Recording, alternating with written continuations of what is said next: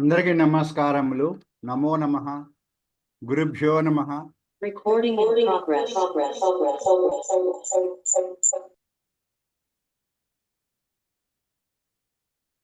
Today is the third day of our classes of advanced course on Sanatana Dharma. And we continue with learning Vedas from Dr. CSR Prabhu garu. We will start this session with just a minute.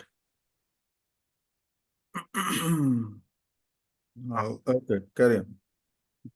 Paying respects to our country by chanting, by reciting Vande Mataram. Let us request Chala Chitibabu garu to recite Vande Mataram, please. Vande Mataram, Vande Mataram, Sujalam Sufalam, Malayaj Sitalam, Sasya Syamalam Mataram, Vande Mataram, Subrajosna Pulakitayaminim, Pullakusumita Drumadala Shobhinim, Suhasinim, Sumadhura Bhashinim, Sukhadam Varadam Mataram, Vande Mataram, Vande Mataram. Namaskar. Vande Mataram. ధన్యవాదములండి. Thank you so much, Chala Chitibabu garu. Now let us request Govind Raj garu to chant Pradhana, please. Sarvebhyo Namaskara. Let us start with a brief meditation. Simply close your eyes and sit with your back straight.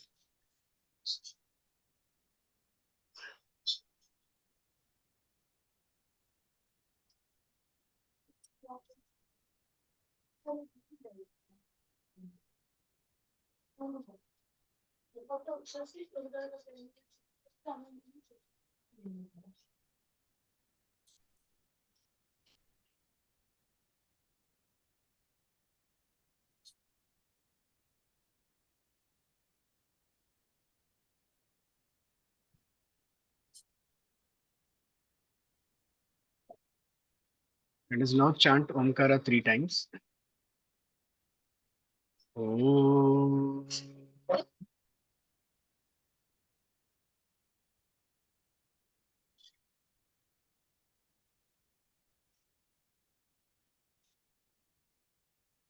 Om.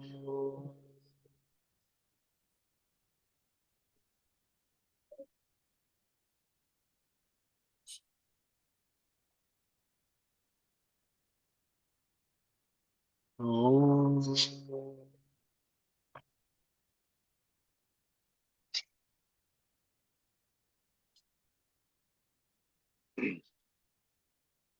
Om Gananam Tva Ganapatigum Havamahe Kavim Kavinam Upamashravastamam Jeshtarajam Brahmanam Brahmanaspata Anashunvannotibhis Sidasadanam Om Shri Mahaganadhipataye Namaha Om Prano Devi Saraswati Vajebhirvajinivati Dhinamavitrявatu Om Shri Mahasaraswatyai Namaha Gurureva Gati Gurumeva Bhaje Gurunaiva Sahasmi Namo Gurave Na Guroh Paramam Shishurasmi Guroh Matirasti Gurau Mam Pahi Guroh Jnananandamayan Devam Nirmalasphटिकाकृतिम् Adharam Sarva Vidyanam Hayagrivamupaasmahe Shruti Smruti Purananam Alayam Karunalayam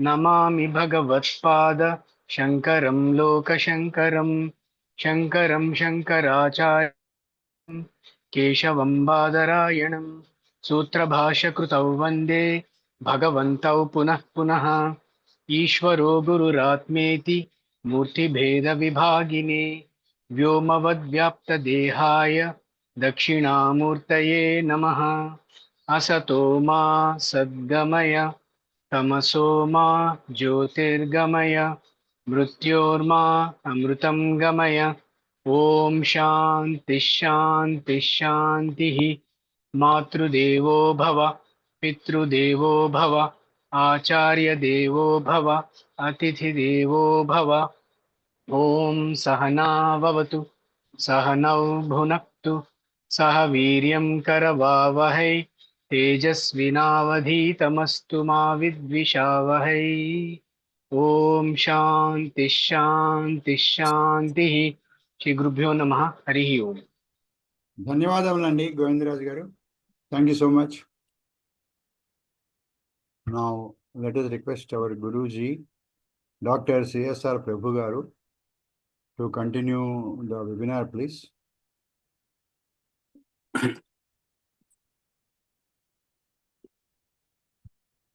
Hello, can you see me? Yeah. Oh, oh. Namo Brahmadibhyo Brahma Vidya Sampradaya Kartrubhyo Vamsarshibhyo Mahadbhyo Namo Gurubhyaha Sarvopaplavarahita Prajnanagana Pratyagardho Sohamasmi Brahmaivahamasmi. Well, friends, today we will continue our understanding of Vedas as we did yesterday. We continue. Now, the most important thing to realize is that Om, which is the Parabrahman, which is everything, Om Ityekaksharam Brahma. So, this Parabrahman is so vast, it is infinite. Satyam Jnanam Anantam Brahma. It is truth, infinite, and full of knowledge.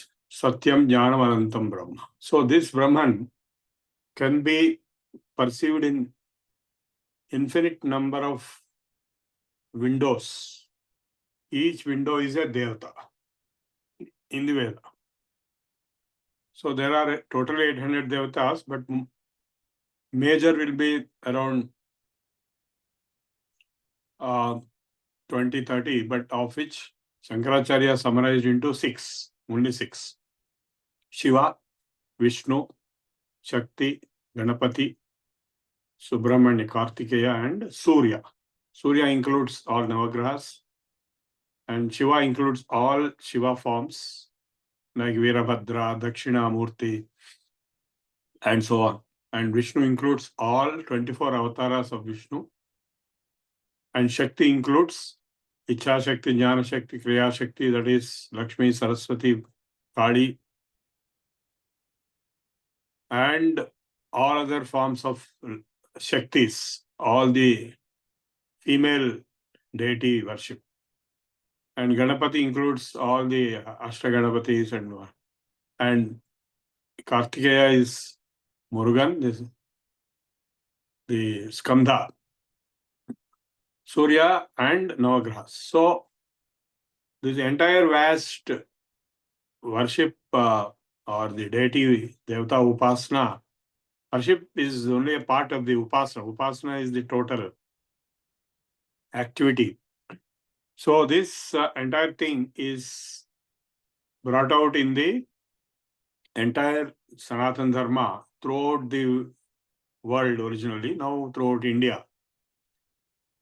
So throughout the world, the Sanatana Dharma prevailed. The historic fact, this is a historic fact. The Suryavamsha Kshatriyas, the Rama and his ancestors, the ancestors like Dilip or Raghu or Harishchandra, Ikshwaku, all these people ruled the entire globe. This earth belongs to the Suryavamsha. So in the entire globe, these various continents, Saptadvipa Vasundhara, 7 continents. And once upon a time, they all spoke Sanskrit as official and religious and classical language, and they worshipped various deities under the Vedic Sanatana Dharma, all understanding the Parabrahman behind these deities. But gradually, due to the effect of time, of thousands and thousands and even lakhs of years, they lost the focus. They became diluted. But still, they worshipped various deities. Like in Europe, many excavations showed many deities, devatas of Apollo. Apollo means sun. And Jupiter. In fact, Julius Caesar used to swear on Jupiter and Venus. Of course, you can see their icons in Louvre Museum in Paris. Those who went to Paris, you go to Louvre Museum, you can see very ancient artifacts and icons. That is about Europe. And if you talk about Egypt, which is one of the oldest civilizations, you have the sun worship. Now, there are totally 4 major civilizations. Of course, Indian, that is Vedic, Saraswati, Indus Valley civilization. I'm talking historically, archaeologically. Second is Egyptian, quite ancient, 4000 BC, 5000 BC, 3000 BC. Chinese is also equally ancient, parallel. And then we have Iranian, that is Persian. In Louvre Museum, you can see Persepolis doors or gates, huge. Persepolis was the capital of the Persian Empire. They worshipped fire, Agni, Zoroastrians. And of course, the 6th is the Mesopotamian or Babylonian, which is coming from the Sumerian, Assyrian, and Akkadian lineages. So all these people, they all had similar, if not same, kind of worship, upasana practices, particularly on sun. Sun worship everywhere. Sun was worshipped everywhere. And in Egypt, he was called Ra. Ra is the Agni Bija. Who is sun? Is Agni in Akasha. That is, Ha is Akasha, Ra is Agni, Ra. That's why the Surya mantra, Dvadashaditya mantra has 12 Bijakshras. Om, Hram, Reem, Room, Reem, Raim, Ram, Ram, Raha, Mitra, Ravi, Surya, Van, Khaga, Pusha, Hiranyagarbha, Maricha, Aditya, Arka, Savitru, Bhaskarebhyo Namah. So by reading this mantra, you perform Surya Namaskaram, you will get perfect health and many other things. So sun was being worshipped as the only God. Surya Atma Jagatasthasthu Shascha. So he is the self of the universe. And in Egypt, at one stage, Akhenaten, one of the Pharaohs, declared sun is only one God, monotheism of sun.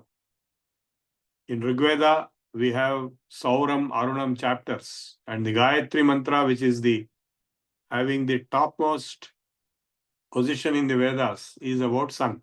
Savita Devata. Tat Savitur Varenyam Bhargo Devasya Dhimahi Dhiyo Yona Prachodayat.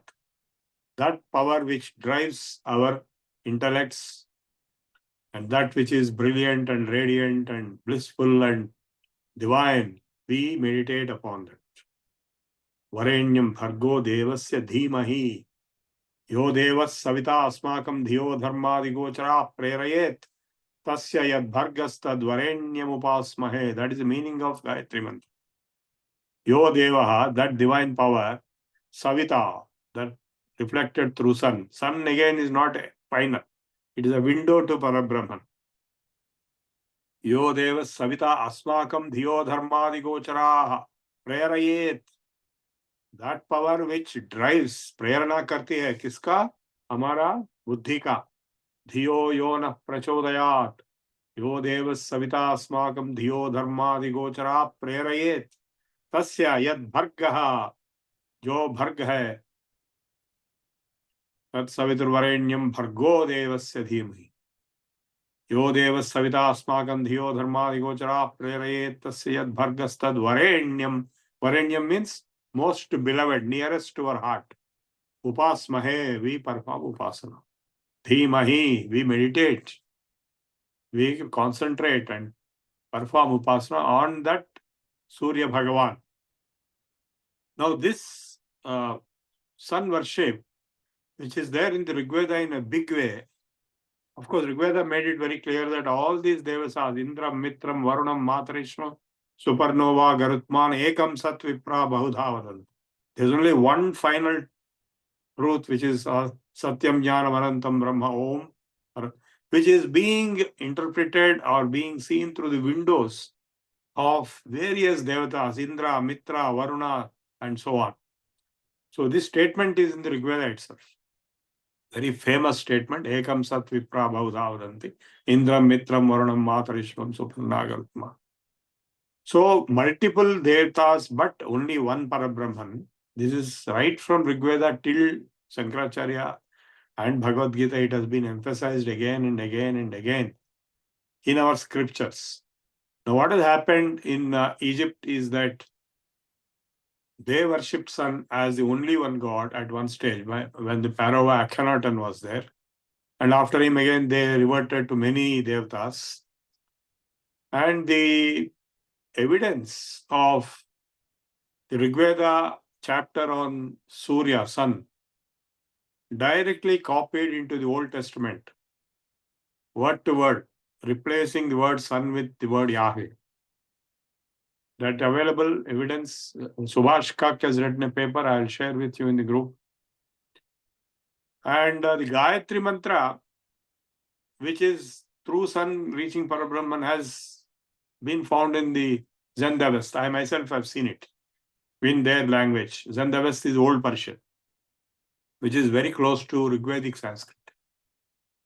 So the Zoroastrians, the Parsis, Tata and all these people, they belong to the Zendavest tradition of the Vedic philosophy, which is monotheism, but through polytheism. It's not a plain monotheism. Polytheism, pantheism integrated with monotheism. This is what I brought out in my paper, which I shared yesterday.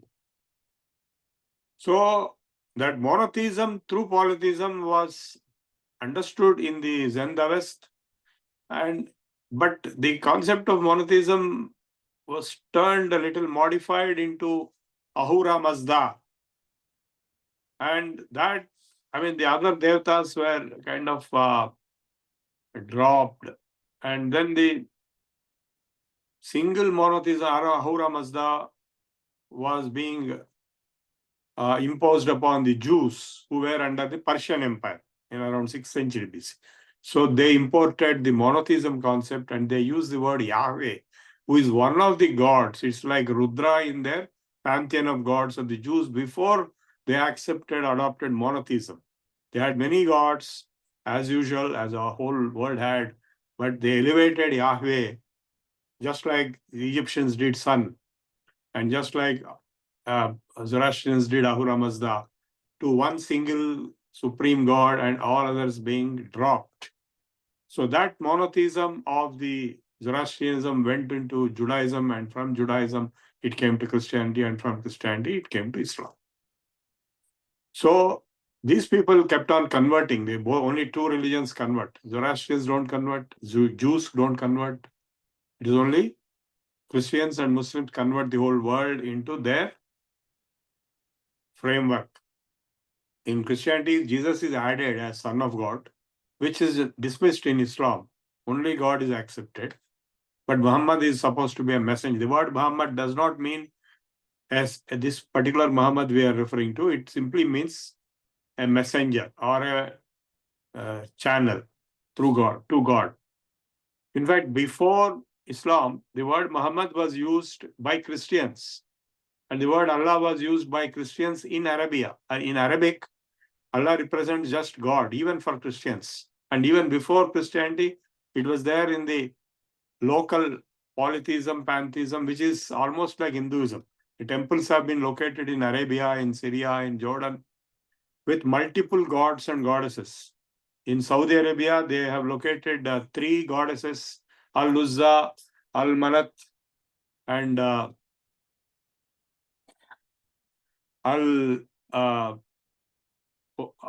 Al-Huzza and Hubal also. Al-Hubal. Hubal is the moon god. So three female gods. One of them was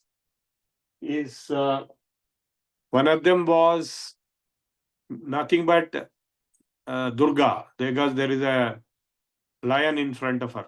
The three gods, three goddesses, they are referring to three devis of Hinduism in a Arabicized manner. And so this, the Arabic Hinduism was there before Islam took over. Now this Crown Prince Mohammed bin Salman is reviving the Arabic Hinduism in their own way, because those images are there in the museum in Jeddah of the three goddesses. So the whole world was Hindu, but gradually they lost the understanding of the Vedas or the Vedanta, because this concept of one Parabrahman, Om, behind all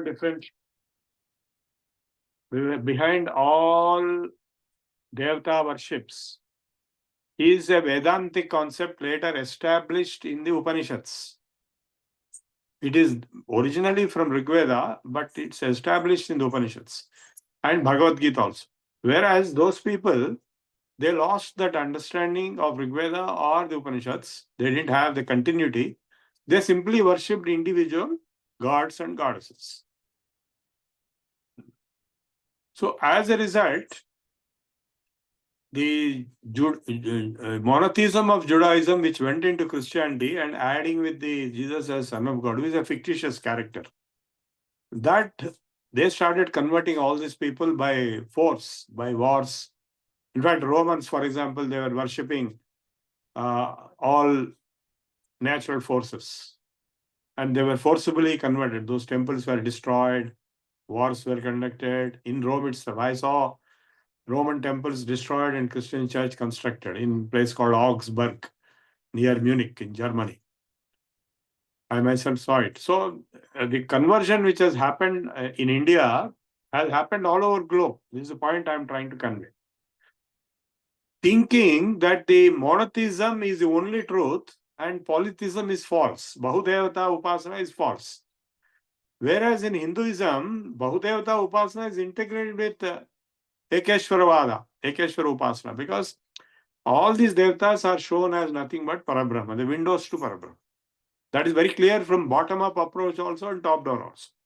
In top-down, Shankaracharya made the Advaita philosophy doctrine and then gave Shanmata Sthapana. He established Shanmata, 6 religions, Shaiva, Vaishnava, Shakti, like this. All merged into same Om Parabrahman. That is top down. But bottom up means if you take, say, any Devata, if you take Ganesh, for example, you all think Ganesh is Ganesh only. But if you look at the Adarva Sirsha, Ganesh Adarva Sirsha, it clearly says, Tvameva Prachaksham Brahmasi. You are Brahman. Oh, so only Brahman, Omkaram is being performed Upasana through the Devata of Ganesh. And of course, Shiva is directly for Omkareshwara, is Om itself. And Vishnu, of course, Aham Atma Gudakesh Sarva Bhuta Shayasthitaha. I am the self of all beings and all bodies inside all bodies. Ahamadincha Madhyancha Bhutanam Antayevacha. In Bhagavad Gita, I made very clear, Ye yatha mam prabhadyante tam sthathaiva bhajamiham. I respond in the same way as they worship me. Mama Vartman Vartante Manushya Partha Sarvashaha. And Vishwarupa also, he showed all different Devata forms. He showed Shiva, he showed Brahma, he showed everyone. Indra, Mitra, everyone. So now the point is the 33 Devatas. How this 33 came? Dwadashadityas, Ekadasha Rudras, Maruts, and Ashwins. If you add all this, it will become 30. These are all the intermediate forms of atmospheric, terrestrial, and other levels of divine forces, forces of nature. I told you yesterday, each Devata is a force of nature which is a window to Parabrahma. So bottom up also, if you look at any worship, if you take, say, Lalita Sahasranama of Mataji, It will be clearly mentioned, Moola Prakriti Avyakta Vyakta Vyakta Swarupini, Parabrahma Swarupini. So it is only a channel in this way, but finally it is the same Parabrahma. I hope this matter is very clear. So this confusion of monotheism versus polytheism has resulted in conversions.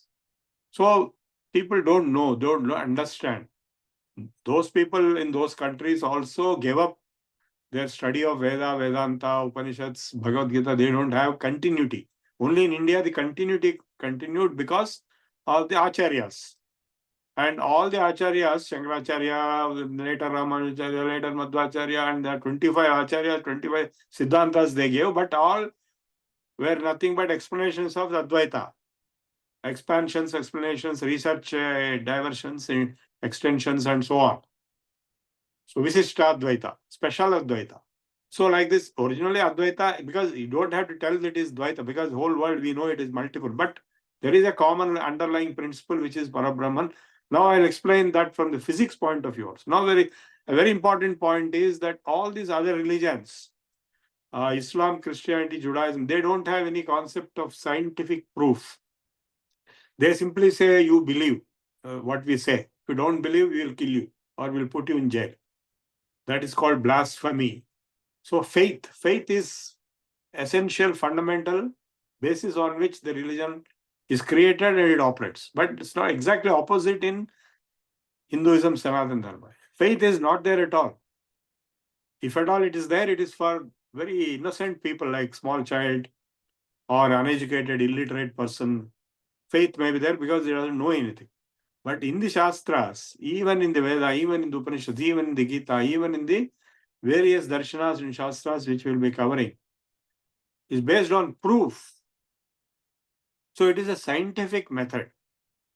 So Pratyaksha, proof, what are various types of proofs? Observation, Pratyaksha, inference, Anumana, reference is Agama, Shabda, Pramana, and also we have Upamana, Anupalabdhi, both in Nyaya and Mimamsa and Vaiseshika, all these Pramanas are there.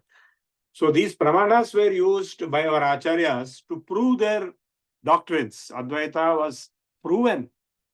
That is how our Shankaracharya could defeat the Buddhists and Jains, who were very much logicians. They were not having any faith in any god. Even today they are atheists. But they will follow the upasana worship of their own gurus and so on and so forth. Like Buddha is worshipped and Jains worship their 24 Tirthankaras. But they don't accept any Ishvara, creator, nothing like that.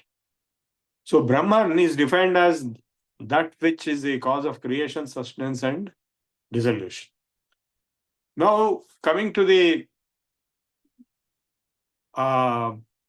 integration of Adi Daivika, Adibhautika, Adi Daivika, and Adhyatmika. In my paper, I made very clear. In the Adhyatmika level, we have the Parabrahman Om. In Adi Daivika level, we have the individual Devatas with individual mantras, Om Namah Shivaya for Shiva, and for Vishnu, Om Namo Narayana, and various mantra vibrations level. And if it is only Agni, this is Ra, Ram, Ram, Ram, Ram. It is Vayu, Ya, Ya, Ya. In Vayu Vyastra, I have seen a Vayu Bija is used to create a cyclone only by vibrations, no physical equipment. The Astras were only by mantras, not by physical equipment. And then the Adibhautika level, which is just a physical level. So in Kali Yuga, only physical level things work. Other higher level things don't work. That's what they say. So partly they work, not completely, but physically things will work. But in the earlier yugas, even other levels worked very strongly, as bad as good as physical level. That's why the astras, the mantras, everything worked very strongly. And now also they work, but in a very feeble manner, very limited scale, and very few people. Whereas in the Satya Yuga and Treta Yuga and Dwapara Yuga, the dharma was higher. In Satya Yuga it was 100%, in Treta Yuga it was 75%, in Dwapara it is 50%, Kali Yuga is only 25%. So higher dharma means higher power. People lived long, they were strong, they were able to chant mantras and get results. Today, if you chant mantra, you may or may not get result. It depends on you and depends on various other factors. You may get some results. Some people will get some results sometimes. Not all people at all times. Now, for example, astras don't exist today. Astras were withdrawn at the end of Mahabharata war deliberately. Because Brahmastra is like a nuclear bomb. It has created a havoc in the whole globe. So that's why they withdrew all the astras. So now the scientific aspect here is that what is Parabrahm? What is Om, if you want to understand? I wrote a paper in 1977 in Tapovan Prasad of Chinmaya Mission and also in, I think, in Yoga magazine. This is the title of the paper is Advaita through Modern Physics. So I'll explain for a few minutes this aspect. The whole of Vedas, Upanishads, Bhagavad Gita, everything is based on Advaita, which can be understood through modern physics. So we have physics of two types, the classical physics, the Newtonian physics, which is the old one, and we have the modern physics or the atomic physics with quantum theory and relativity, which is modern physics. So in the Newtonian universe or the mechanical universe, the laws of Newton were functional, they work. Like first law, second law, third law, force, acceleration, gravitation. And the four fundamental substances were accepted in the classical physics: matter, energy, space, and time. And matter can neither be created nor destroyed. Energy can neither be created nor destroyed. Space is absolute, time is absolute. Everything is in these four fundamental substances. So nothing is other than these four. So mechanical world, mechanical engineering, mechanical devices, they work on Newton's laws, classical laws of physics, including thermodynamics. But when it comes to microscopic level, the atomic level, or to the macroscopic level, that is the astrophysics level, they don't work. The physicists realize that the Newton's laws and classical physics of absolute time and space and absolute matter and energy fail to work inside the subatomic phenomena. So the quantum theory was proposed by Max Planck first time. He proposed what is called quantum theory, which was later expanded into quantum mechanics. And there they had their own different laws, the microscopic, atomic, subatomic level. Like, for example, Heisenberg uncertainty principle. That means the position and the velocity of an electron cannot be determined simultaneously. And the moment you try to determine, it changes because your interference with its motion or is whatever its normal process is being interfered with your observation. And they found that the observer becomes very important because now if you take the light, what is light? Light or electromagnetic radiation. There are a very large number of spectra. Electromagnetic spectrum is very vast, starting from the very low frequency to the microwave and infrared and light. So infrared is red light. Before red light is infrared, before the microwave. Before that are various frequencies which we are using in our mobile phones and so on. And finally, the radio frequency which was used in our radios and TVs. And below that is very low frequency and very low frequency. The entire thing is electromagnetic spectrum. So light is also an electromagnetic radiation. Now what is light? Everybody knows it's radiation, it is waves. But if you perform an experiment with photoelectric effect experiment, then you will find that light is not waves but is particles. So they're called photons.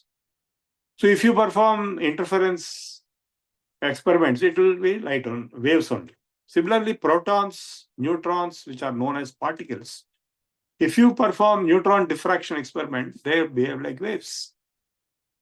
So they realize that electrons, protons, neutrons, all these are both waves as well as particles. How is it possible? The rules are different here. The classical physics is not possible. Either it has to be particle or it has to be wave. But in quantum physics, classical physics will not work. So they gave de Broglie dual nature of matter energy. Lambda is equal to h by mv. H is Planck's constant, m is mass, and v is velocity. Lambda is the wavelength of any particle, is Planck's constant divided by its mass and its velocity. Electron, proton, neutron, or photon. So that means this is called the dual nature of matter and energy, which has been accepted in quantum mechanics.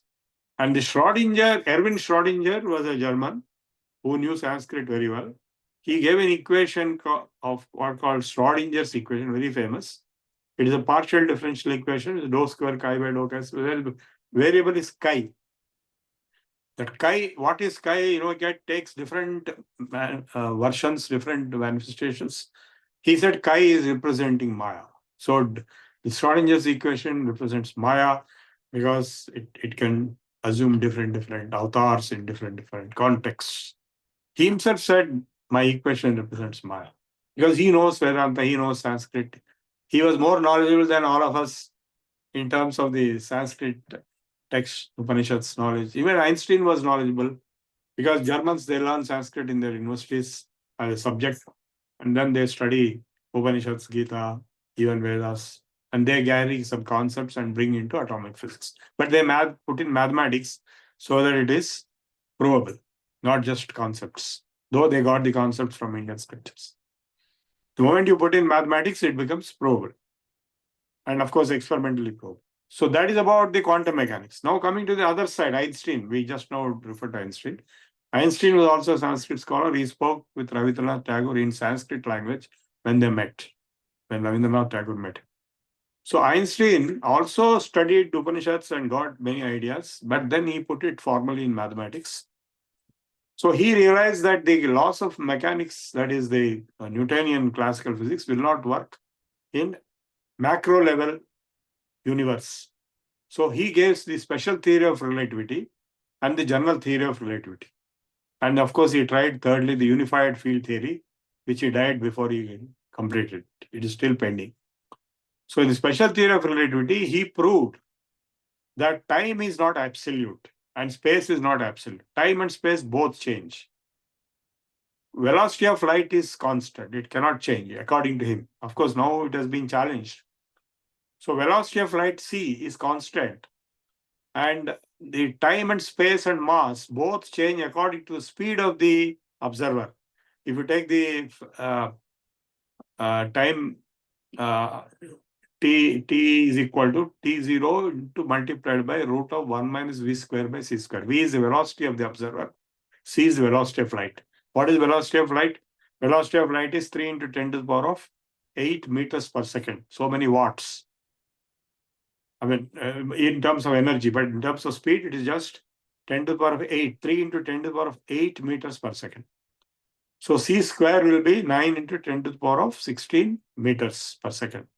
So it is roughly 10 to the power of 17 meters per second.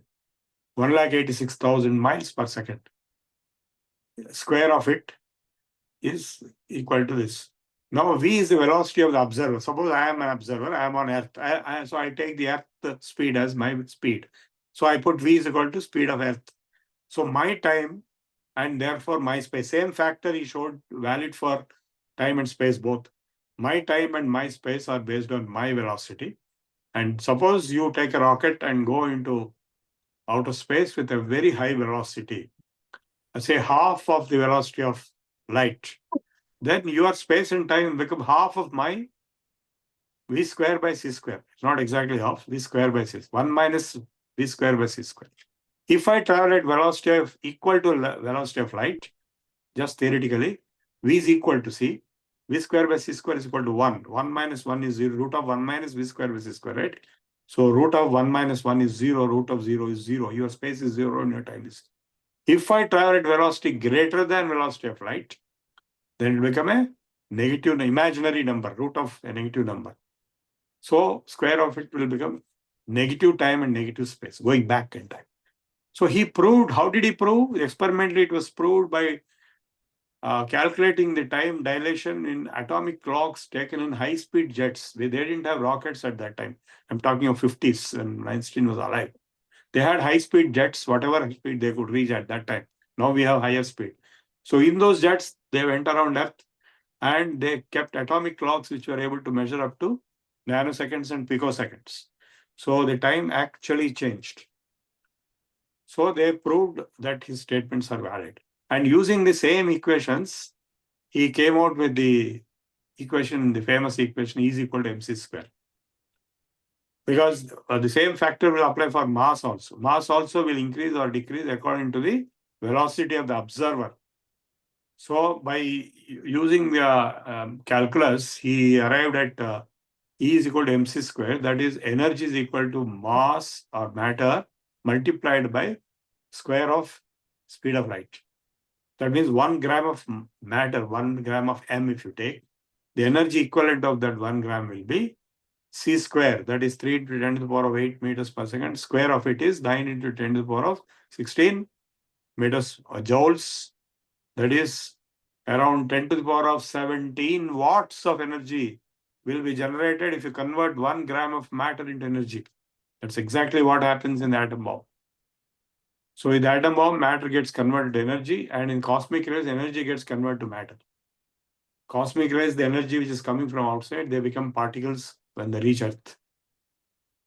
So his theories of this is general theory of relativity. He used tensor calculus and the special theory of relativity, what I told just now.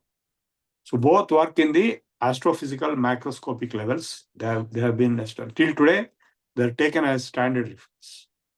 So if you now start looking back into the Newtonian physics, it will not work. It will work only in the mechanical level on the Earth. And if you now ask a question in relativistic physics, which is also applicable to quantum level, to the particles, because particles gain mass as their velocity increases. In CERN in Switzerland, they have the particle accelerator. Particles collide with each other, and subatomic particles are generated. They measure all that. That is the atomic physics in CERN, Center for Nuclear Research in Nuclear Physics in Switzerland, Geneva.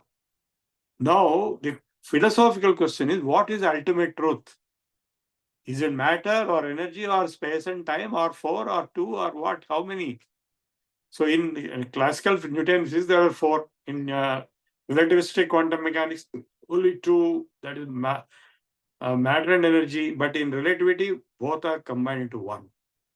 E is equal to mc square. That means energy and matter are interconvertible. If you take some x, which is going to become E or m, depending on the observer's framework of observation, that x is equivalent to Brahman.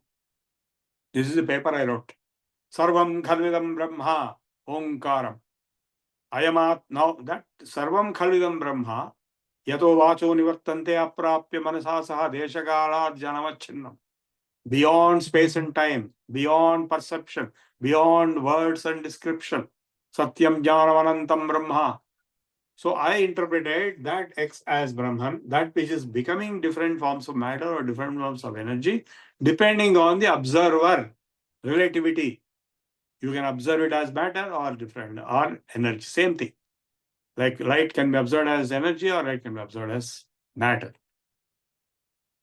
So this is the connecting point between Advaita, non-duality, and modern physics. So this kind of foundation or this kind of framework is simply absent in Abrahamic religions, Christianity and Islam. They oppose science. In fact, they killed Galileo and they did all kinds of things. The church killed Galileo. So it is totally unscientific and therefore can be dismissed. Whatever they are telling can be dismissed. Now they are not telling anything new. They don't know anything. So this is the only thing which is there, right from the Vedas, Upanishads, Gita, and in physics, in Vaiseshika, in Vedanta, in the Darshanas, which I'll be explaining to you, Darshanas also. Now this ultimate truth, once again I repeat, one single entity X, say Brahman, manifests as different forms of matter, different forms of energy, and as relatively observed in the frameworks of different space-time, frameworks of different observers. That's what it is. And that is why it's called Maya, because all see different. Now, time dilation is also explained in twin paradox. That means two twins. One twin takes a rocket and goes into outer space with a high speed. And after 1 year, he comes back. His time was different from the twin on Earth. His twin on Earth would have become very old or died already. By the time this guy comes back, everything has changed here. So a similar thing is described in the Harivamsha for the Balarama's marriage.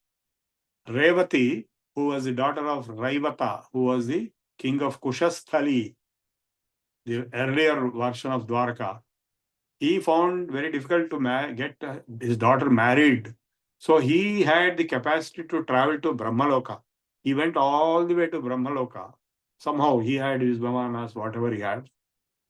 And then went to meet Brahma to ask, just imagine his audacity or his capacity, to ask Brahman, who is the husband of this girl?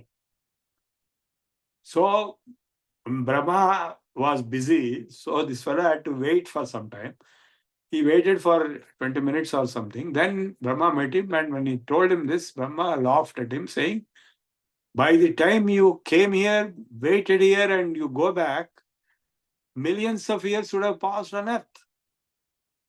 So you go back now. Now a new fellow has come. His name is Balarama. He will marry your daughter. This is the description given in the Harivamsha Purana. That is exactly same as the twin paradox. And he came back and he found everything changed, and then he got his daughter married to Balarama. This is not only one instance, many other instances are there, where people went into outer space to other worlds, other referential frameworks, space-time referential frameworks, came back. The relativity of time showed its impact on Earth, everything changed. And in our rituals also, we have this, when the dead person is there, his soul will travel to other worlds. And 1 day for him is 1 year for us. After 1 year, before that, 1 day for him is 1 month for us. So we know this time, relativity, dilation, and space also. Now, of course, space is curved due to gravity. Space is not linear, it is curved.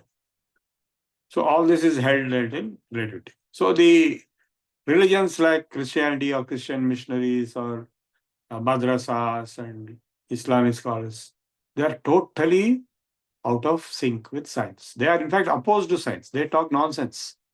It is written in some of their scriptures that Earth is flat. And so many other things, it is written that sun will merge into some water or some soil and come back next day and all that kind of thing. Whereas our entire thing is scientific. We have the Jyotish Shastra, in which we have the Godadhyaya, which is talking about all the planets and moving and their motions and the calculations of their motions, their intersections, whatnot. And we have Viman Shastra, Vimanas going into outer space. It is totally out of the world. We are in a very, very, very high level of scientific domain as Sanatana Dharma. At the level of relativity and quantum physics, and these people are at medieval period of dark ages, they don't know anything. And they stick to that. That is a shocking point. And adding fuel to fire, recently it has been shown that all their leading personalities in all their scriptures were fictitious. Somebody created that narrative for some other benefit.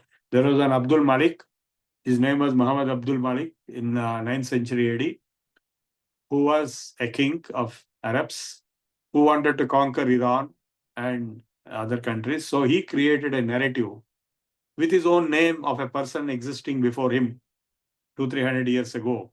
And that is how Quran was finalized in 9th century AD.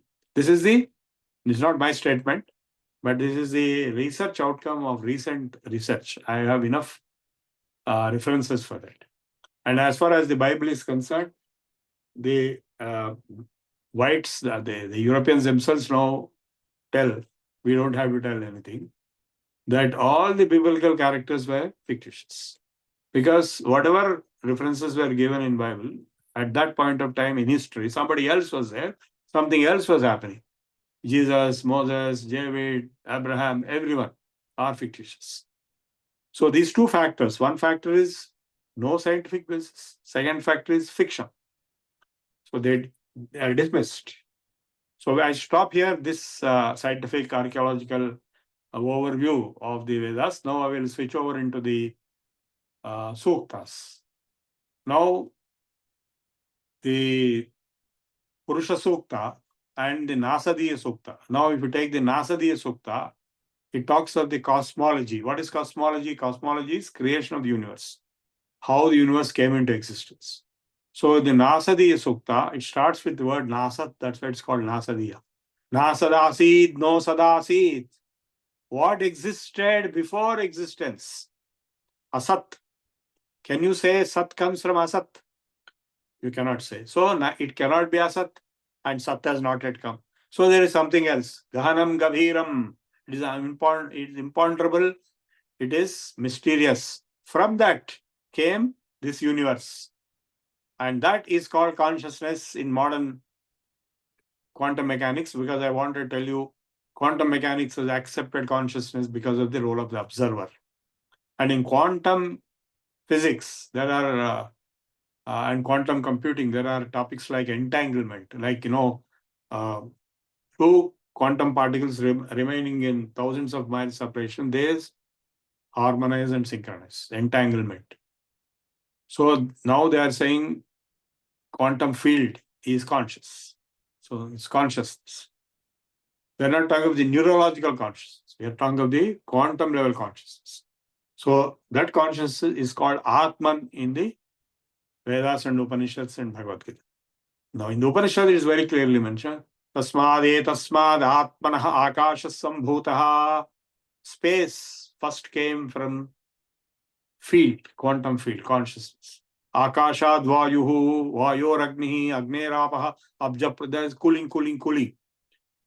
Energy is there, energy cool down, become matter.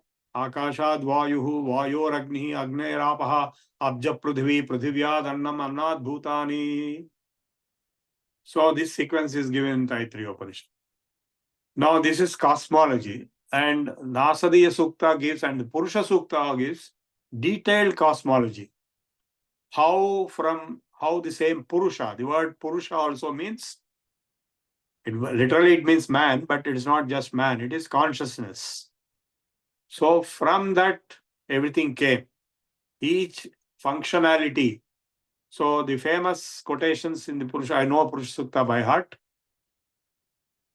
So Tachamyora vrunimahe gatum yajnaya gatum yajnapataye daivi swastirastunaha swastirmanushebhyah urdhanjigatu bheshajam shanno astu dvipade shanjatushpade om shanti shanti shanti sahasrasisha purushaha Sahasrakshas Sahasravat Sabhumim Vishvato Vrutva Atyatishthadashangulam Purushaeva Idagam Sarvam Yad Bhutam Yacha Bhavyam. Now see this statement. Purushaeva Idagam Sarvam Yad Bhutam Yacha Bhavyam. Now in the Mandukya Upanishad, same thing is said. Sarvam Khalvidam Brahma. So now there is nothing which is not Brahman at present, but not only present, in the past and in future also. Sarvam Omkara eva, yatta trikalatitam tadapi Omkara eva, Purusha eva idagam sarvam, yad bhutam yacha bhavyam udamrutatva seshana yadannena tirohati etavanasya mahima. This manifest universe is a mahima. Is Maya, is Leela of that Purusha. Avyaya Purusha Sakshi, Kshetrajno Akshareva cha Vishnu Sahasranam also tells who is this Purusha. Etavanasya mahima tojyayanscha Purushaha padosya vishwa bhutani tripadasya amrutam divi. This earth and all the beings on earth are only one part. Padosya vishwa bhutani. The whole physical universe is only 1/4 at the most. Tripadasya amrutam divi. The immortal, divine, supreme level is 3 times this, it is outside. Tripadasyaamrutam divi. Padosya vishwa bhutani tripadasyaamrutam divi tripadurdhaudait purushaha padosyeha bhavat punaha tato vishvam vyakramatu sashanana shane abhi tasmad virada jayata. Virat, the whole universe came out of the Purusha. Same thing Nasadi Sukta also told in a different way. In the Rig Veda, both are in Rig Veda, Purusha Sukta is repeated in other Vedas also.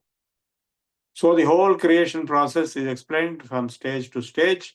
So the basic principle, manifestation outside, projecting outside from the original source of consciousness, that is Purusha, each functional principle. So there's a question asked, who is this Purusha? What is his face? What is his mouth? Ka bahu, what are his hands? Ka pruch, what are his thighs? Brahmanosya mukhamasit. Brahmana, that is Brahmajnani, who knows the Veda, who knows Brahman, is his mouth because he can speak. Bahu rajanyakritaha, the strength principle is coming out of the shoulders of the Purusha, cosmic Purusha. Guru tadasya dvaishyaha, the stability, the mass, the economy is from thighs. Padhyam shudro ajayata, the movement, the action is Shudra. It is not to be interpreted in a political manner, saying Shudras are lower than, all that is nonsense. If you cut off your legs, what will happen to you even if you have your mouth and head and shoulders? No use. So it is a cosmic Purusha reduced to the sociological level of functionality of various human social functions. Nabhyasidantariksam sirshno dhyau samavartata tadbhyam bhumid disasrotrat tadha lokahim akalpayan. So the whole universe creation at a microscopic level is explained in Purusha Sukta. In the Nasadiya Sukta, it is explained at the macroscopic level. It is not easy to understand. I tried my best to link with science, but nobody does this. Unfortunately, most of the Vedic scholars who chant this, I learned from Vedic scholars only, they cannot explain the meaning. But some of them can, because they know the Sayana Bhashya. Sayana Bhashya is giving some meaning for Vinyoga purpose, not the complete meaning. That's why I wrote this paper, how it is an open problem. Please note, it's an open research problem, what the Veda mantras mean. Even today, I have the Rig Veda, a thick book I have in my house.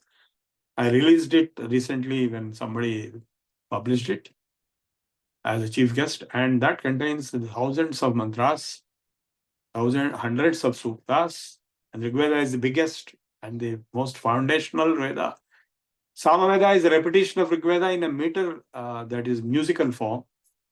Yajurveda is focused on the Yajna Karma, Karma Kanda, and Atharvaveda is focused on medicine and Tantra and magic, black magic, and so on. So Rigveda is fundamental. This is basic science.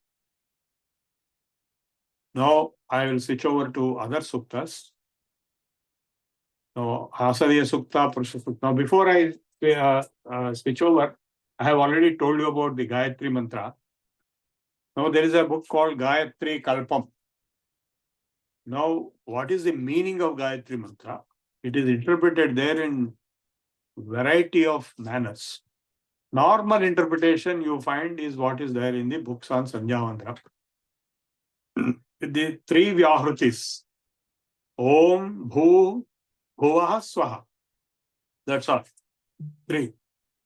Om, Bhur, Bhuva, Swaha, Tatsaviturvarenyam Bhargo Devasya Dhimahi Dhiyo Yona Prachodayat. That is Gayatri. So that, what does it mean? I already told you. Yo Devas Savita Asmakam Dhiyo Dharma Digochara Prerayet Tasya Yad Bhargas Tad Varenyam Upasmahe. We meditate upon, we perform upasana on that power which is driving our intellects, which is radiant, brilliant, great, and divine. We meditate upon that. That's what it means. Now coming to the interpretations by others, like Vasishtha gave a different interpretation. Because these three Vyahritis, Om Bhur, Om Bhuva, Om Swaha. Om is consciousness, Parabrahma. Bhu is existence, Bhu Sattayam, existence. Bhuvaha is birth, creation. Swaha is maintenance. Om Bhur Bhuva Swaha. So everything is covered. But again, tat means that. The word English, that is nothing but tat. It is a distortion of tat. Tat, that.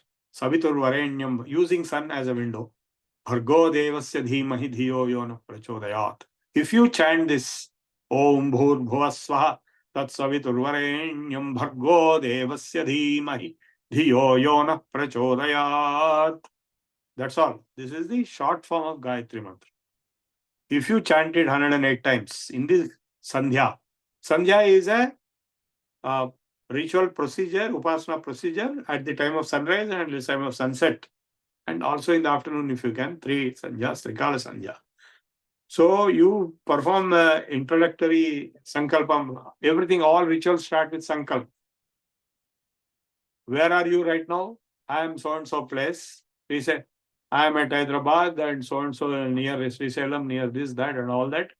And then when are you sitting now? And tells them so and so year, so and so month, Prodinama Samvatsare, Uttarayane, Phalgunamase, and Suklavakshe, and so Trayodashyam Tithau. Today is a very good day. There are a lot of marriages happening. My own marriage took place after 2 days, about 41 years ago. So on this day, or at this time, I so and so, Sri Rama Prabhu Sharmaham. Now what will I say? I have Dharmapatni Sametaha along with my wife, and I pray for, I wish. Sankalpa is very important because that is your purpose for which you are doing any upasana. Why you are doing this upasana? First thing we want kshema. We should be safe. Security. So security is number one. Kshema. Sthairya, stability. Dhairya, courage. Vijaya, victory. Abhaya, fearlessness. Then longevity, I should live long, adequately long. 100 years, 120 years is the longevity of human life. Ayuhu, Arogya, I should live healthy. If I live long and go on in the hospital and there's no use. Arogya, Aishwarya, Aishwarya comes at the end. If you don't have all this Kshema, Sthairya, Dhairya, Abhaya, Vijaya, Ayu, Arogya, then Aishwarya is of no use. After all this, Aishwarya also I should have. Abhivruddhyardham, for their improvement. Dharma, Artha, Kama, Moksha, Chaturveda, Phala, Purushartha, Siddhyardham. Why, in spite of all this, what for you have to live? You have to live for upholding Dharma, practicing Dharma, supporting Dharma, protecting Dharma. And you require Artha, means for that. Money is only a means, it's not an end. And to fulfill the Kamas, desires, essential desires, needs, and other desires. I want job, I want son, I want daughter, I want house, all these desires. Kama. Dharma, Artha, Kama, and finally, you have no desires left, then moksha. So for moksha. So for these 4 Chaturveda Phala Purushartha Siddhyartham, for the purpose of reaching the results of 4 Purusharthas, the human efforts. There is nothing more. Everything is covered. For that purpose, I am doing this Pratha Sandhya Upasmahe. I am doing this Sandhya. So in Sandhya, first it starts with Surya Upasana.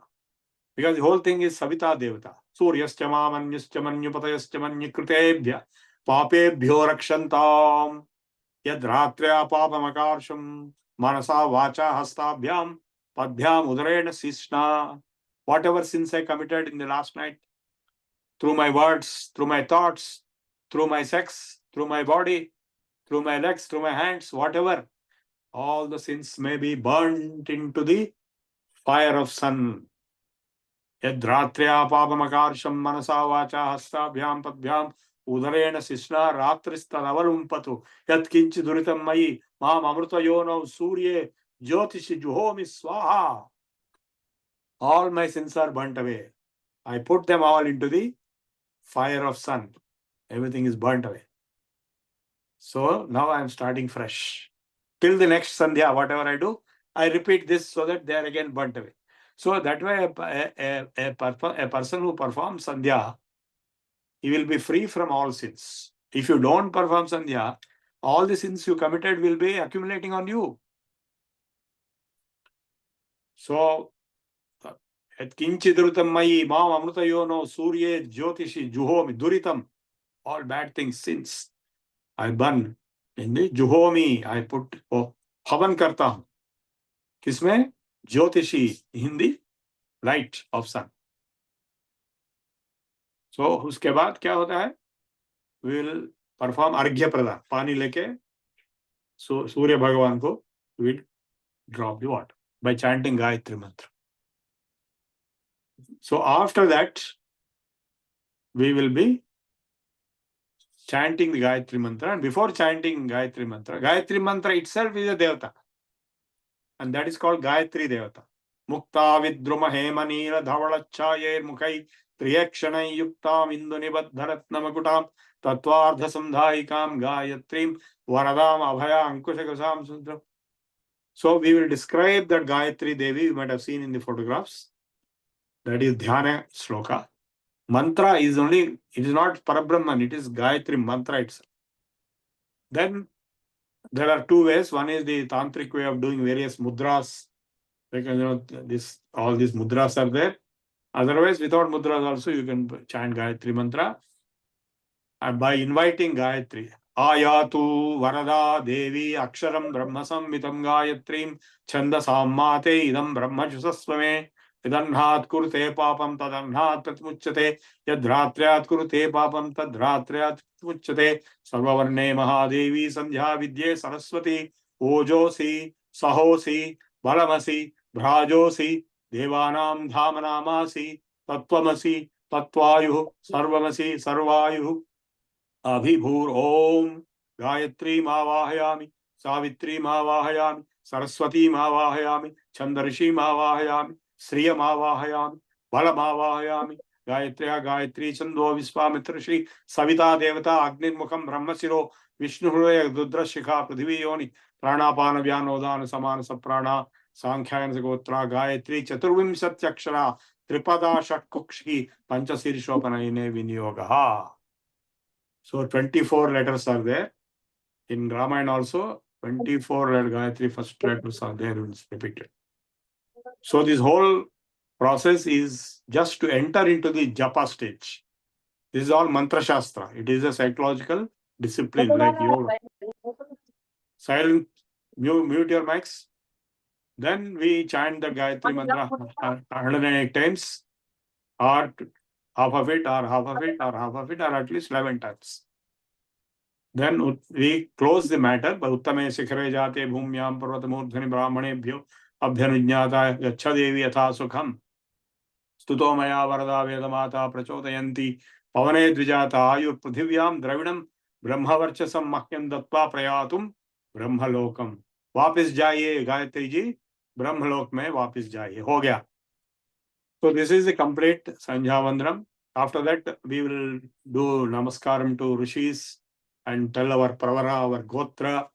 Mine is Angir Sabar Haspacha Bharadvaja Trayar Shaya Pravaranita Bharadvasa Gotraha Pastama Sutraha Krishna Yushakha Jai Sri Rama Prabhu Sarma Hambho Abhivadaye. So Namo Rishibhyo Brahma and Matrubhyo Pitrubhyo everyone. Devebhyo. All that finished. So this is Sandhya. Morning, evening, compulsory, afternoon is also there. If you do this, everything will be achieved. Your health, fitness, career, success, knowledge, education, anything, job, everything will come. I know one person who chanted it for 2 crore times.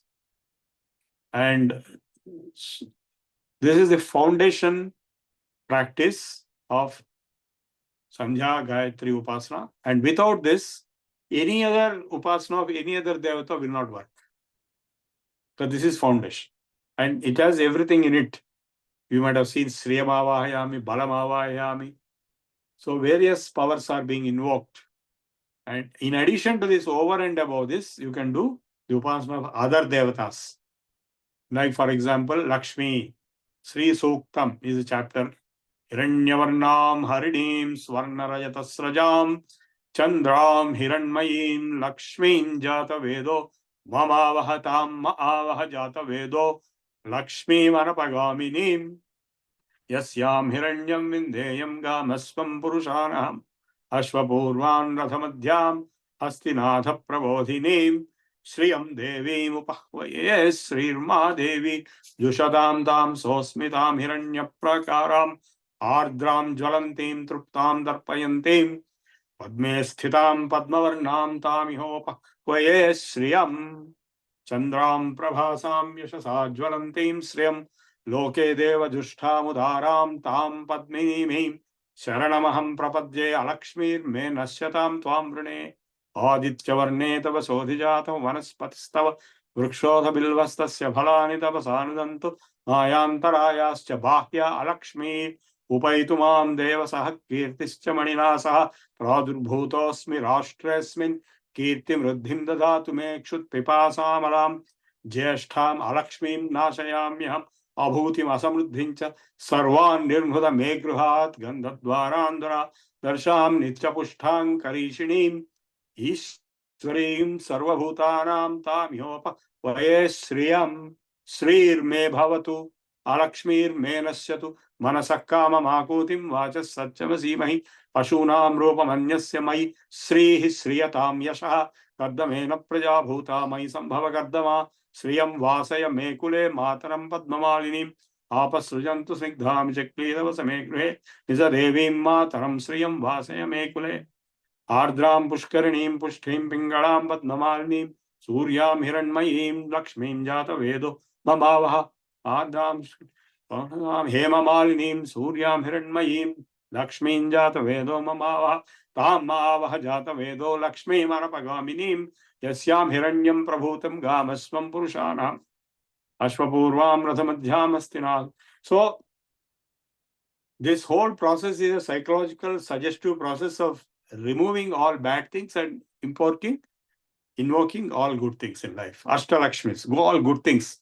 Money, success, children, victory, everything, all good things.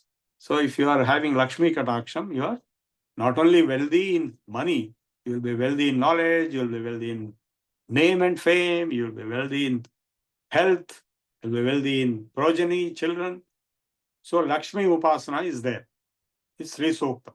And there are mantras in the Mantra Shastra of Kamala. Kamala in the, you might have heard of the Dashamahavidyas. So each one of the Dashamahavidyas is a power by itself. Lakshmi is Kamala. So there are Mula mantras of Kamala. I have taught to some people. I have also practicing, and if you perform the Upasana of Lakshmi with the Mula mantras of Kamala, you will get results. I also got results. So like this, on various devatas, various suktas are there, which have percolated down into the Puranas and into the Mantra Shastra and Tantra Shastra and Agama Shastra, and that is how temples got created. And under each idol in every temple, there is a yantra containing bijaksharas, and Prana Pratishtha is done. Based on that power of that mantra which is in the yantra will start resonating. Each devata is nothing but the mantra in the subtle level, and gross level it is the vigraha which will acquire those powers from that yantra. And the more accurately the Prana Pratishtha is done with the more greater personalities, and more upasana is done on that icon in that temple, the more powerful it will become. So that's why the ancient temples are very powerful. So I stop here. Now we'll open for discussion. ధన్యవాదములండి. Thank you so much. All syllabus is totally covered. In addition to whatever Dharma Yoga. Okay, if Chalachari Babu garu, any question answers? Yes. Yeah, there is one question. What is faith and why faith is not followed in Hinduism? No. Faith will be there when there is no knowledge. I'm sure till today, till you heard my lecture, you also had a lot of faith in the same things which I'm telling. So I'm explaining the logic, science behind it. If you cannot explain or if you don't know, then it will be faith only, nothing else. Blind faith. Okay. There is one question. Why Gayatri Mantra is to be performed only by men? Is it wrong for ladies to chant the mantra? During Naivedyam, we chant this mantra. Can we get to know about Kamala Mantra through you as a guru? Yeah, that is a personalized instruction. It cannot be on the online public platform. So I have given it to many others. They got results also. So I also perform that upasana. So see, the Sandhya Vandanam is meant for those who got the Upanayanam done. So in the Vedic period, originally, girls also were getting Upanayanam along with boys. So they were also doing Sandhya, they were also doing Vedadhyanam and everything. But later on, the protocol changed for simple reason that the ladies become pregnant and deliver children and they get menstruous and all these things. And males don't get all this. That is the only reason the females were not permitted. There is no other reason. And it was replaced, the Upanayanam is replaced with marriage. Because during marriage, the girl's Upanayanam is also automatically conducted. Because they tie that munja, they'll tie that grass rope around the trunk of that girl. The husband himself ties.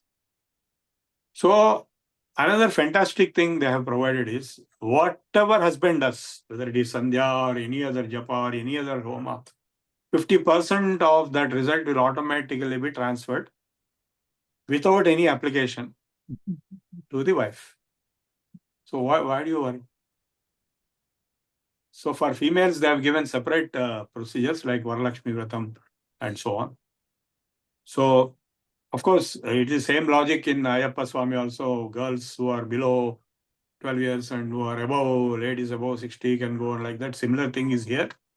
If you crossed a particular stage in life, you can definitely do everything. But till then, this is the problem. The impurity, the interruptions and interjections. That is why the ladies were treated separately for their own good.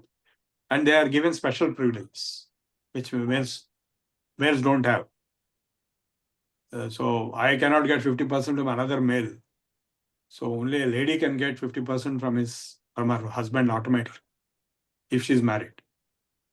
Of course, if she's not married, then only her own. That's all. Yeah, this is the. What is the other thing in the questions? You have answered the question. Okay. Then the other question is, are there different yantras for different gods? What is the significance? Yeah, yantra is nothing but mantra written on a gold plate or gold-plated copper plate. It gets certain power. These are not understood in science. This is at the Adi Daivika level, mantra level.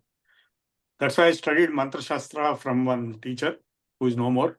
I got some overall idea and I'm practicing some of these things. For now, let me tell you,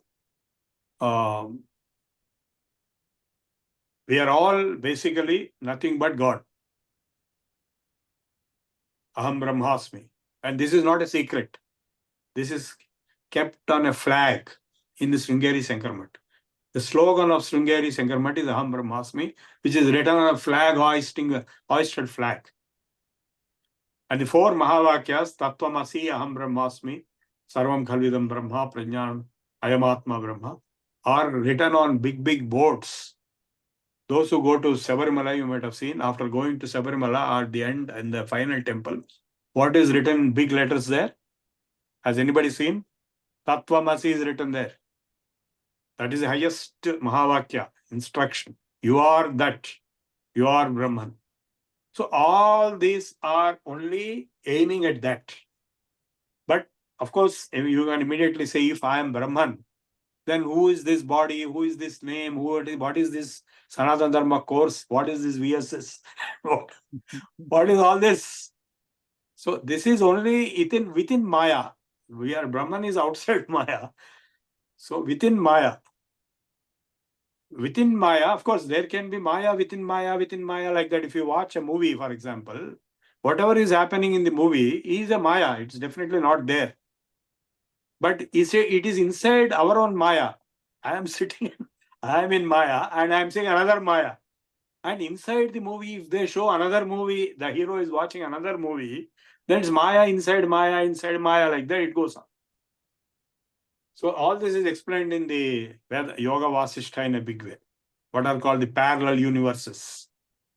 Right now, parallelly, so many things are happening. So many people who have died are alive. Like, for example, a person who disappears from your eyesight nearby, you think he's gone, but actually he's in America. When I went to America, I found all the fellows who are missing in India are found there. So, similarly, in other lokas, those who are missing here are found there. And they think we are missing there. So, these parallel universes are there. And multiple dimensions are there. We are in 3-dimensional world, but relativity is in 4 dimensions. Time is a dimension. And beyond the 5th, 6th, 7th, 11th, like that, 13 dimensions. Krishna is supposed to be in 13th dimension. So these are all in physics. So now the fact that you are in this particular situation at this point of time, like right now you are listening to me by your karma, good or bad. You may say it's your fate that you are listening to. Fate is nothing but karma, prarabdha, already started executing. So your past karma, whatever you have done in the past, like you have attended the first level course, that is the karma you have accumulated, as a result of which you got into the second level course. Otherwise, you will not get. Many people wanted to enter second level, we said no. So karma will decide everything. So karma muna puttu jantu, karma muna jatsu. You are born out of karma, you will die out of karma. So everything that happens is due to karma, your past karma. So when you are born, the moment you are born, you are carrying your past life's karma and you are born. So that's what Patanjali also says. Two types of karma, punya and apunya. Statimole tadvipake jat chayur bhoga. In the fruition of those karmas, you will be born in a particular circumstance and you live for a certain period of time and you will enjoy or suffer certain things. So these 3 jati, ayur, bhoga, all the 3 are determined by tad vipaka, fruition of those karmas.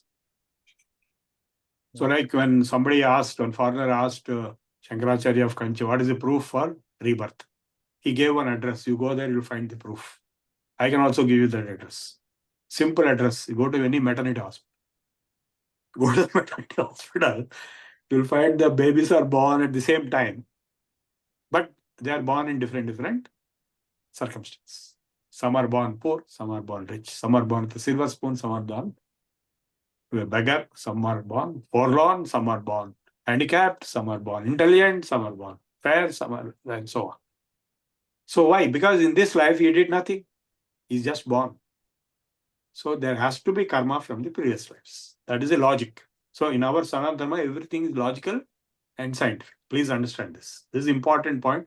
In this course, we are insisting, we are making it very strongly clear that everything is scientific and logical and provable.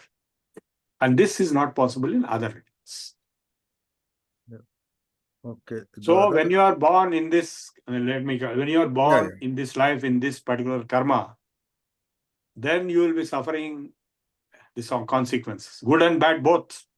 Good ones you will not complain, but bad things will complain. So what is solution?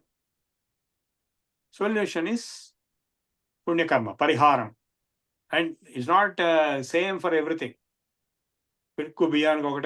So for a particular problem, there's a particular solution. And that is given in the astrology analysis.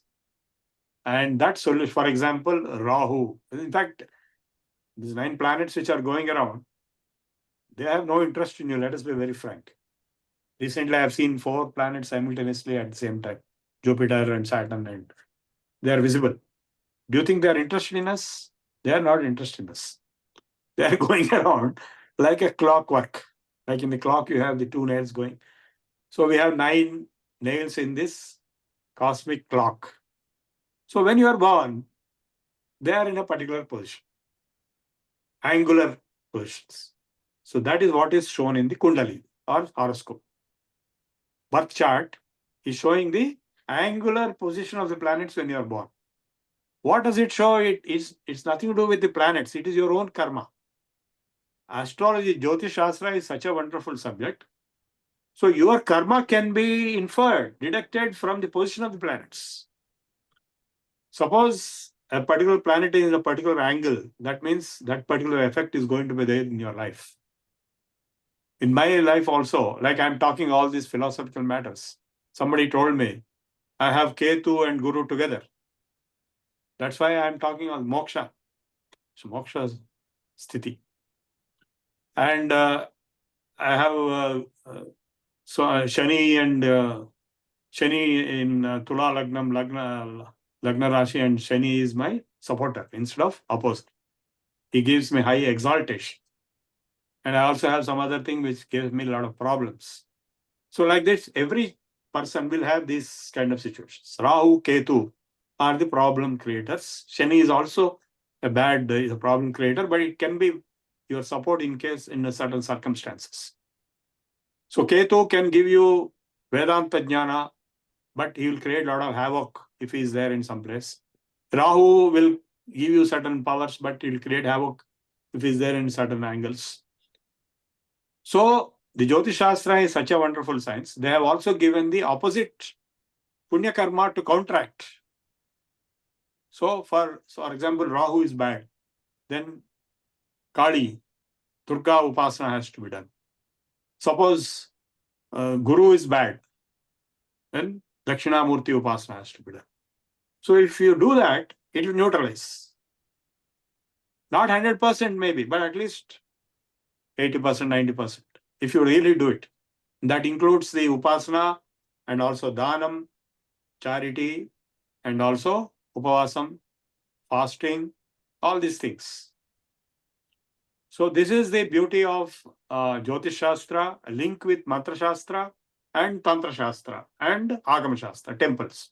So that is how the temples are working. Why people go to temples? Are they fools?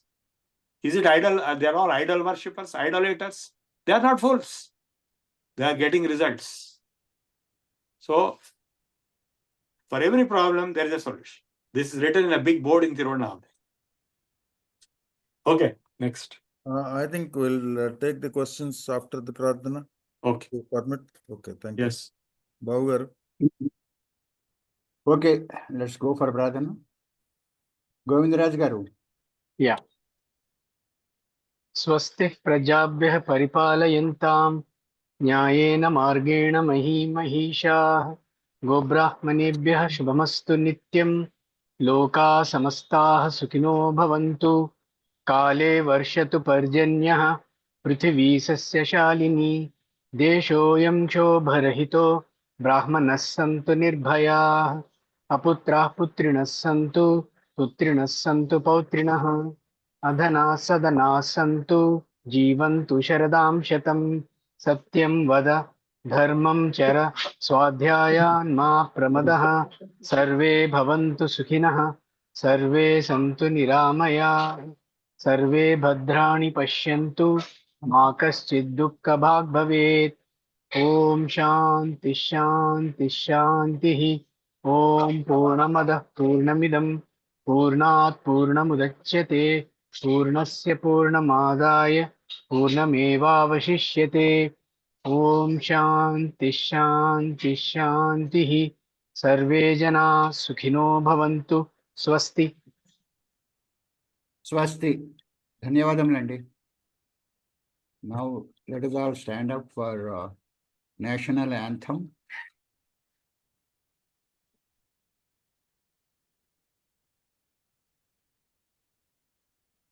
जनगण मन अधिनायक जय हे भारत भाग्य विधाता पंजाब सिंधु गुजरात मराठा द्राविड उत्कल बंगा विंध्य हिमाचल यमुना गंगा उच्छल जलधि तरंगा तब शुभ नामे जागे, तब शुभ आशीष मांगे, गाहे तब जय गाथा, जन गण मंगलदायक जय हे भारत भाग्य विधाता, जय हे जय हे जय हे जय जय जय जय हे जय हे.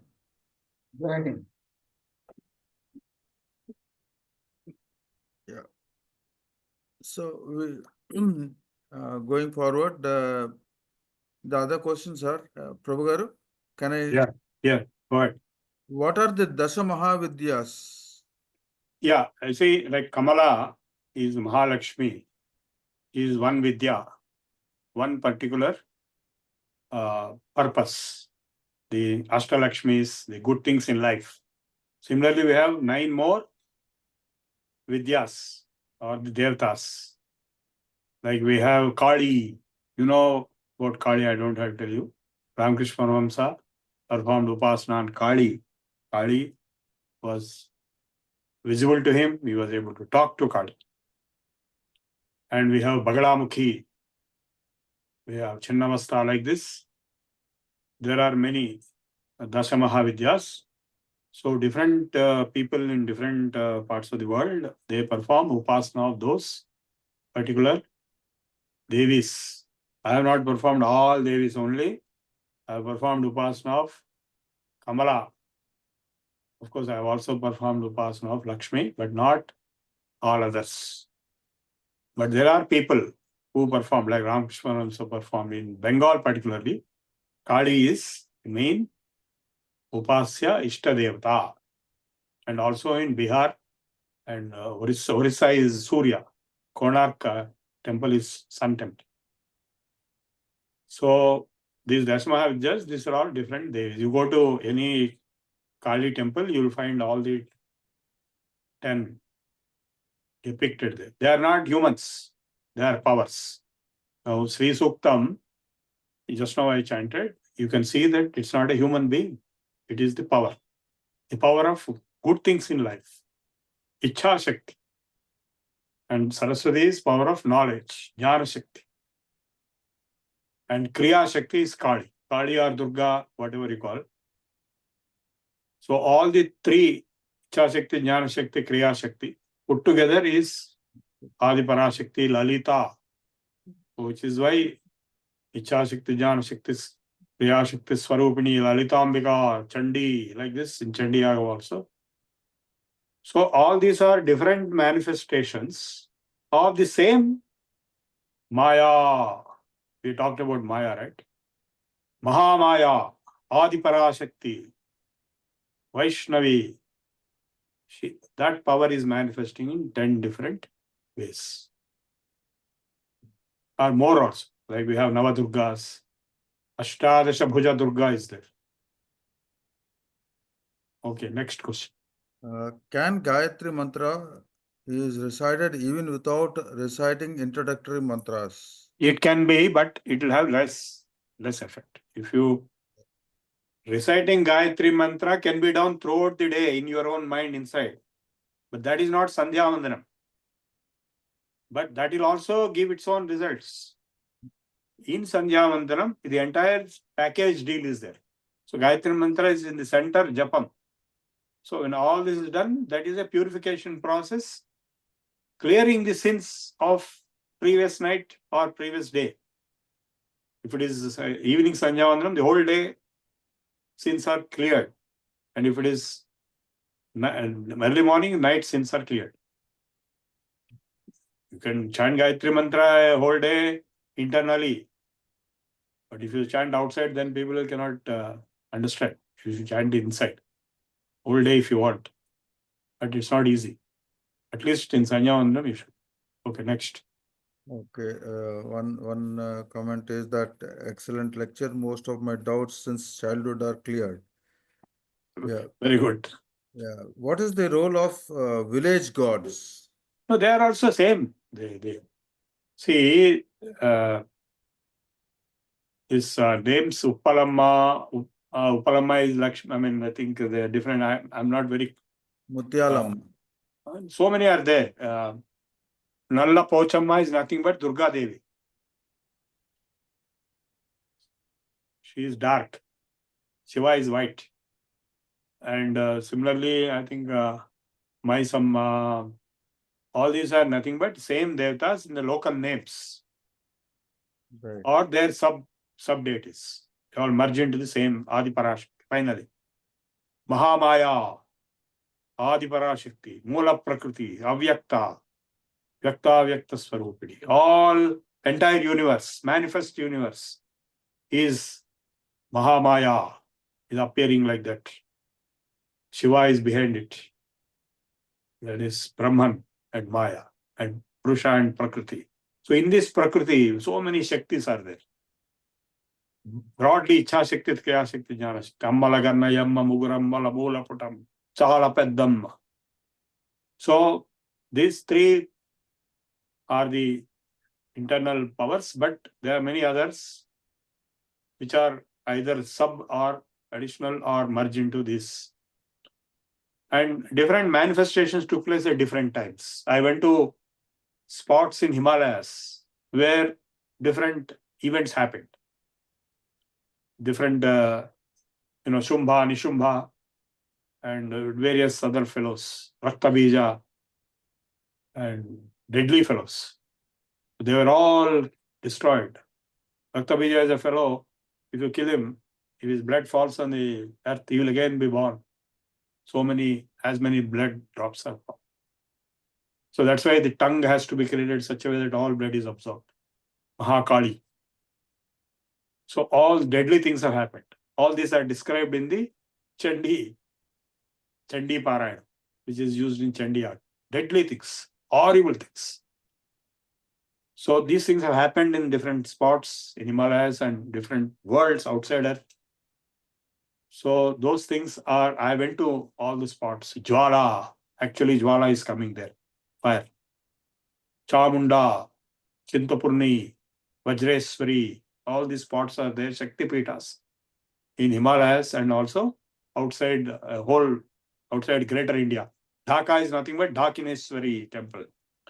And Vimala Devi in Sri Lanka. You know those Shakti Pitas. And I went to all the spots in India. I didn't go to Dhaka. I went to Sri Lanka, but I didn't go to that temple. But in India, I went to almost all the Shakti Pitas. Various parts of the Sati Devi's body have fallen. And those Shakti Pitas are there. They work. People go there, they get results. Yeah. The next question is Sutir Bhattarji has said that very interesting session today. It is truly our great fortune to learn from you. Dhanyavad. The other question is there any concept of unified force or energy in science? Yeah. Einstein was trying for unified field theory. See, basically, there are three fundamental forces: gravitation, electrostatic forces, and weak forces, the subatomic forces, between neutrons and protons. So he was trying to give a unified field theory, that is a quantum field. It's not just concept, he's giving entire mathematics. So he was working on it and died. Okay. Why mantras, suktas chanted 3, 9, 11, 21 or 108 times? No, you see, 108 is the figure for 100. Instead of 100, because there are some other reasons why 108 and not 100. So many times, the reason, some of the common sense reasons are you might have missed or you might have misspelled or something sometimes, so 8 extra. That is common sense reason, but there are other reasons. So if you repeat that vibration, because it is, what is mantra? Mantra is vibration. So it will have effect. Like Om, if you do now, you will have effect. If you do it 10 times, you'll have 10, 11 times, 100 times, it will have its effect. Similarly, Gayatri Mantra will have its effect. It will purify. It will clear up all the sins. And you are invoking same Kamala. You will get, actually, I got results. You'll be surprised with all the results I got. I don't know to tell you now. Personal, they're all personal matters. Because we are born with personal karma. If any one of you think that you have no karma, then you will not be here in the first place. The very fact that you are attending this course is result of your karma, punya karma. But papa karma, if you have no papa karma, you would have not been born at all. No human will be born if he has not done any sins. Because my mother told me, and Shastras also say that when punya and papa are equal, you will be born as human. If your papa is more than punya, punya is lower and papa is more, then you will be born as animal. Which animal is also given? Highest animal is cow. The lowest animal is like amoeba or something like that, unicellular organism. And all the 84 lakh species are there. One of these animals will be born depending on the level of your papa. Suppose your punya karma is very high and papa is less, then you will be in the higher lokas. And the punya will go on coming down. Kshine punye martya lokam vishanti. The moment punya reaches papa level, you are born as human. Okay. Yeah. Okay, now, Srinivas. By the way, one important point, you cannot acquire punya in Devalokas. You can acquire punya only in Manshloka. It's like taking credit card and going to America. You can only spend, you cannot earn money in America because you are a tourist. You are not allowed to earn money in America if you are on tourist visa. You can spend. So if you go to Punyaloka with all the punyam you acquired on this earth, including this lecture and this course and so many other punyas you have done, you go to Punyaloka, then you go on enjoying yourself there. And then finally punya will deplete and reach the papa level, tuck, you are born. The Gita. That's how we are all born. Okay. Srinivas Garu. Sir. Sir, Sri Guru Namaha Guru Garu, Namaskaram andi. Sir, I have a doubt. In Upasana procedure, if I take a mantra and without counting, if I chant, so without counting means there will be no Dashamsa Homan, Dashamsa Tarpana, Dashamsa Marjana, Dashamsa Brahmana Bhojana, all will not be there. But if I go on chanting like this without any counting or without Japamala, will it be beneficial? Or shall I switch over to that procedure? No, you switch over to procedure if you want results. So, like this, I am doing, no results will come. No, unless it is moksha is your result. If you want only moksha, you have no desire. Suppose you have no desires. Yes, sir. And you don't need any results. Yes. Because you are Brahman anyway. So you just do Om, that's enough. Okay. You are already liberated. That is the extreme stage I am talking. Okay, sir. So nobody is like that normally. Some people may be like that. A sannyasi is supposed to be like that. That's why for sannyasis only Om Japam is there. So for all others, they have desires. Let us accept facts. Yes, sir. They have problems. Therefore, they need solutions. They have desires. So to fulfill desires, they have taken guidance from astrologers and Daivajnas and Mantra Shastra experts saying which upasana, which japa you have to do, which devata. For example, somebody is there who is always fighting. Unnecessary. That means his kuja is in a problem. So kuja has to be propitiated. So kuja mantra is there in the Veda itself. So it is said, how many times, like Shani is 19,000 times. Kuja is some other figure is there.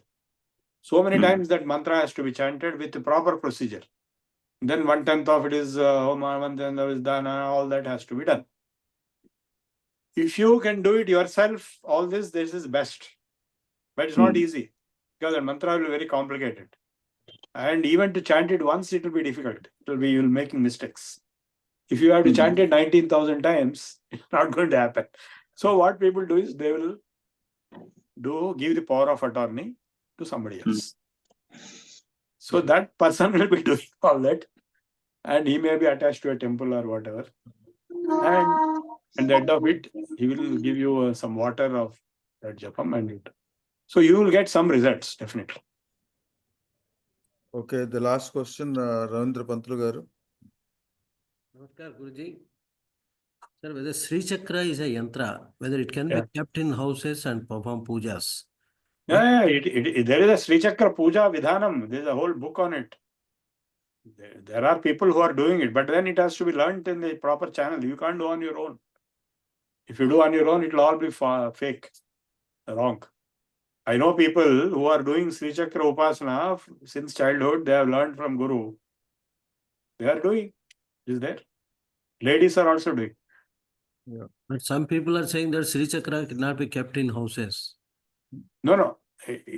On your own, you cannot keep anything. It's all wrong. You have to have a Guru. I am not that Guru. I am not going to give you Sri Chakra Upasana Vidhi and all that. I have not done it.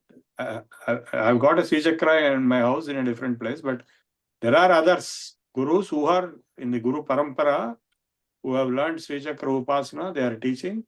Those people can keep and not all others. Sandhya Vandanam is different from set to set, sir. What is that? Sandhya Vandanam is Ah. different from set to set. Rugveda, Yajurveda. Yeah, it doesn't matter. Small changes are there. But same Gayatri Mantra is there. Same Gayatri Mantra is same. And Gayatri Mantra is repeated in Rigveda also and Yajurveda also. So Gayatri Mantra is a big thing. It's not an ordinary thing. Okay, I think the questions are Thank out. you. Thank you. And there are a lot of comments from students enjoying the lecture, and they have got their doubts cleared. And yeah, thank you very much. Namaskar. Babu garu. Okay, thank you all. Now I